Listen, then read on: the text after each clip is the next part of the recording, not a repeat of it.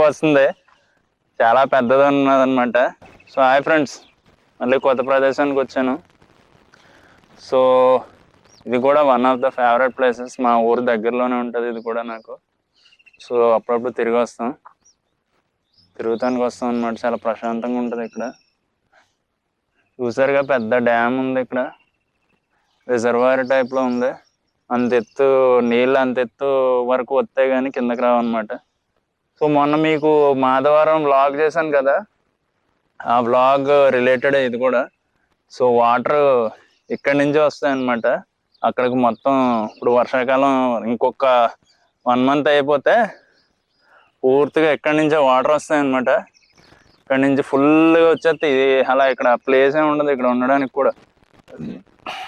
ఎవడన్నా ధైర్యం చేసి ఇక్కడికి వచ్చాడంటే అలా కొట్టుకుపోతాడు, అంత స్పీడ్గా వస్తాయి అలలో.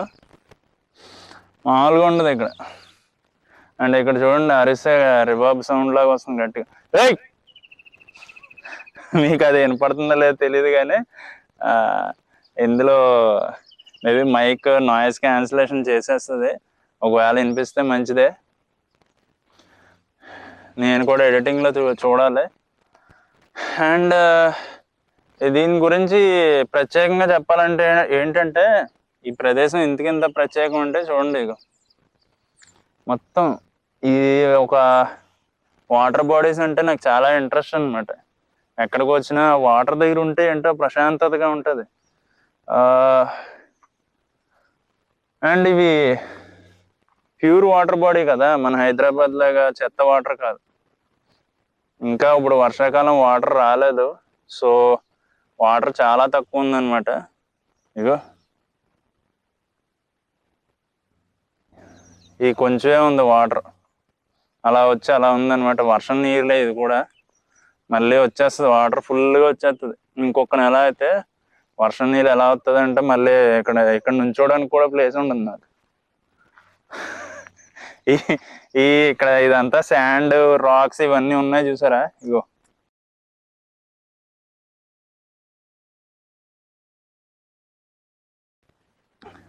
అదేం కనిపించదు మీకు. ఒక 1 month అయితే ఇక్కడి నుంచి కొట్టుకుపోవడమే. నీళ్ళు అంత స్పీడ్గా వస్తూ ఉంటాయి ఇక్కడి నుంచి. ఆల్రెడీ మన గోదావరి లాక్లు ఎత్తేసారు, ఫుల్గా వచ్చేస్తుంది నీళ్ళు. అక్కడ నిడదోల కాలం ఫుల్గా వచ్చేస్తుంది. ఇది కూడా ఇంకొక నెల అయితే జమ్ జమ్ జమ్ అని కొట్టుకెళ్తూ వస్తాయి నీళ్ళు, ఎక్కడ గ్యాప్లు ఉండవు మరి. అండ్ ఇంకోటి ఏంటంటే, ఈ ప్రదేశం ఎందుకంత ఇంట్రెస్టో చెప్పనా? చూడండి, ఇక్కడ ఎవడన్నా ఉన్నాడా?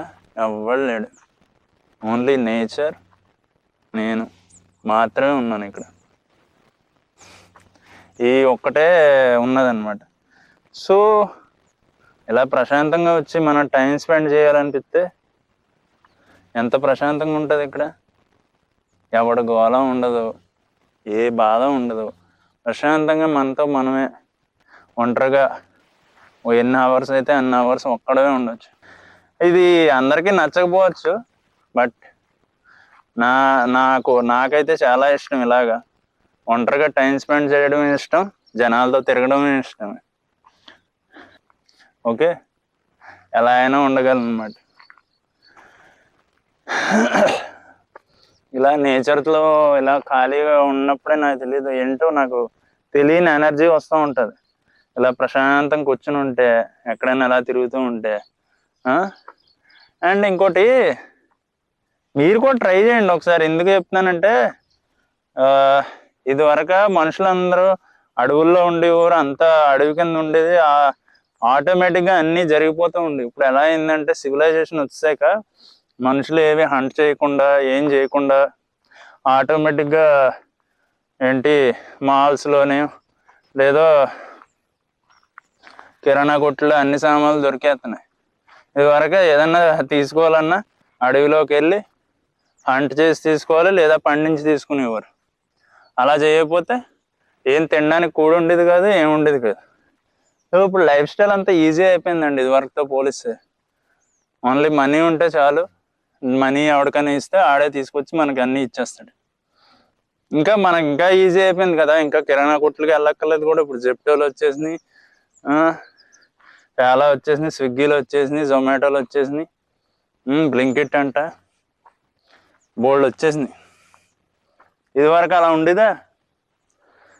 ఉండేది కాదు.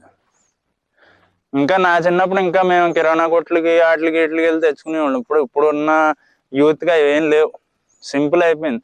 ఫోన్ తీసుకో, ఏం చేయాలన్నా ఫోన్లో చేసేయి. ఫోన్పే కూడా చేసేయచ్చు, వాళ్ళకి ఆన్లైన్ ట్రాన్సాక్షన్ చేసేయచ్చు, అన్నీ ఫోన్లో చేసేయచ్చు. మళ్ళీ దీనికోసం ఎక్కడికో వెళ్ళాలి, ఏదో చెయ్యాలని ఏం లేదు. సో జనాలకు కూడా ఏంటి ఆ వైల్డ్నెస్ అనేది పోతుంది అనమాట. ప్రతి ఒక్కడికి వైల్డ్గా ఉండే నేచర్ ఉంటుంది కదా, ప్రతి మగాడికి వైల్డ్గా ఉండే నేచర్ ఉంటుంది కదా, అది పోతుంది. నేను కూడా దాని గురించి చాలా తెలుసుకున్నాను, ఏమైంది ఏంటి అని. చాలా మగవాళ్ళు ఇదివరకులా లేరండి. వెళ్ళి హంట్ చేసి తీసుకొచ్చినట్టు ఉంటే ఇంత వీక్గా ఉండే సిచ్యువేషన్ రాకపోతుంది చెప్పాలంటే. అర్థమవుతుందా? ఎవరేమన్నా ఏమనకుండా, ఏం మాట్లాడకుండా, పైగా అండ్ చాలా వాటికి తగ్గడం, అండ్ బాస్ ఏం చెప్తే అది చేయడం, ఇవన్నీ ఏంటంటే అలవాటు అయిపోయింది. కార్పొరేట్ లైఫ్ స్టైల్ అలవాటు అయిపోయింది. అదే అడవిలో ఉంటే అలా ఎవడన్నా చేస్తే ఊరుకుంటారా? అండ్ కిందేసి తొక్కేవారు, లేదా ఏదో ఒకటి ఫైట్ అన్నా జరిగేది, లేదా అక్కడతో ఆయన్ని మొత్తానికి బహిష్కరణ చేయడం, ఏదో ఒకటి చేసేవారు. సో ఇవన్నీ ఏంటంటే, సో మళ్ళీ మన నేచర్ని మర్చిపోకుండా మళ్ళీ మనం తిరిగి రావాలంటే ఒక్కసారి ఇలాంటి ప్రదేశాలకి వచ్చి చూడండి, మీకే తెలుస్తుంది. ప్రతి మగవాళ్ళకి నేను చెప్పేది ఇదే, ఇలాంటి ప్రదేశాలకు వచ్చి చూడండి, ప్రశాంతతను ఆస్వాదించండి. ఏదన్నా పాము వచ్చినా ఏదొచ్చినా దాన్ని చూసి భయపడకండి. అది కూడా నేచర్లో ఒక పార్టే. అర్థమైందా? దాని పని అది చేసుకుంటే వెళ్ళిపోద్ది, మనం వదిలేస్తే. వెళ్ళి దానికి కెలుక్కున్నామంటే అప్పుడే కెలుకుతుంది. అది మనుషుల్లా కాదండి. పాములు, జంతువులు ఇవన్నీ మనుషుల్లా కాదు. వెళ్ళి వాటికి కెలుక్కుంటేనే అవి వచ్చి మనల్ని దొబ్బుతాయి. మనుషులు అలా కాదు, మనం ఏం కెలకపోయినా వచ్చి మనల్ని దొబ్బుతూ ఉంటారు. సో ఇంకోటి ఏంటంటే, అవి వాటి నిజస్వరూపాలే చూపిస్తున్నాయి, కానీ అవి ఏం మోసం చేయడం ఇవేం ఉండవు మనుషుల్లాగా. అర్థమవుతుందా? ఇప్పుడు బాగా బలిసిన వాళ్ళు కూడా ఏమి బయటికి వెళ్ళి ఏం తిరగకుండా ఇది కావాలి అది కావాలని ఏం తెలియలేదు అనుకో, వాళ్ళకి ఏం మాట్లాడడం తెలియదు, ఏం తెలియదు. ఇప్పుడు అత్తారింటి దారేదిలో సినిమాలో చూపిస్తావా, పవన్ కళ్యాణ్ నాకు ఏం కొట్టించాలో, పెట్రోల్ ఏం కొట్టించాలో, డీజిల్ ఏం కొట్టించాలో, ఏ కార్కి ఏం చేయాలో తెలియదు అంటాడు. సో అలా మనం ఏం చేస్తున్నామో మనం తెలియకుండా ఉన్నాం అనుకో, ఏదో అన్నీ మన పనులు చేసేసుకుంటున్నారు, అన్నీ మనం ఉంటే సరిపోద్ది అనుకున్నాం అనుకో, ఏమీ తెలీదు. దానికి మించి మనం ఏం ముందుకెళ్ళాం. సో అన్నీ తెలుసుకోండి, వాళ్ళు ఏం జరుగుతుంది, మన లైఫ్లో ఏం జరుగుతుంది, మన రోజు కదలికలు ఏమవుతున్నాయి, ఏం చేయగలుగుతున్నాం, మనం ఇది చేస్తున్నామా అది చేస్తున్నామా లేదా, అండ్ ప్రతిదాన్ని థింక్ చేయండి. అసలు ఒక సూపర్ స్టేషన్ ఉందంటే అసలు ఎందుకు అవుతుంది ఈ సూపర్ స్టేషన్, ఎవడేం పెట్టాడు, అసలు ఎందుకు ఇలాగా. సో ప్రతి సూపర్ స్టేషన్, మన హిందూలో చాలా సూపర్ స్టేషన్స్ ఉంటాయి. సూపర్ స్టేషన్ అని మనం అనుకుంటాం, కానీ అవి సూపర్ స్టేషన్స్ కాదు.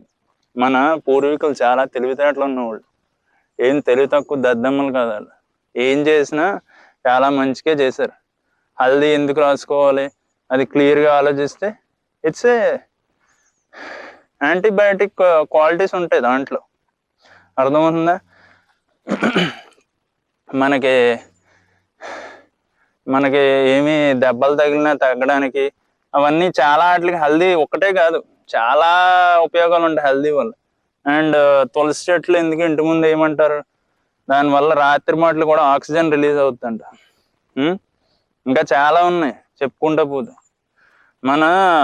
మన హిందూ సాంప్రదాయం అనేది చాలా మంచిదండి. మన పూర్వీకులు చేసినవి చాలా ఉన్నాయి అలాంటివి, ఇంకా చాలా ఔషధాలు ఇవన్నీ చాలా ఉన్నాయి. కొంతమంది ఆ ఔషధాలన్నిటిని గ్రంథాల్లో రాసి నలంద యూనివర్సిటీ ఏదో యూనివర్సిటీలో ఉంచితే అవన్నీ కాల్చి దొబ్బారంట. చాలా సంవత్సరాలు పట్టింది అంట అవన్నీ కాల్చి దొబ్బడానికి.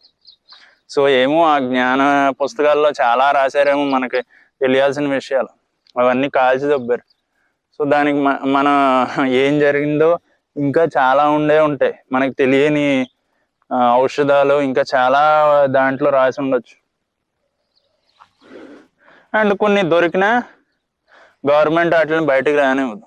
ఎందుకంటే ప్రతి ఒక్కళ్ళకి నాలెడ్జ్ తెలిసిపోయిందంటే, ప్రతి ఒక్కరు జ్ఞానం వచ్చిందంటే ప్రతి ఒక్కరిని పట్టుకోలేమని.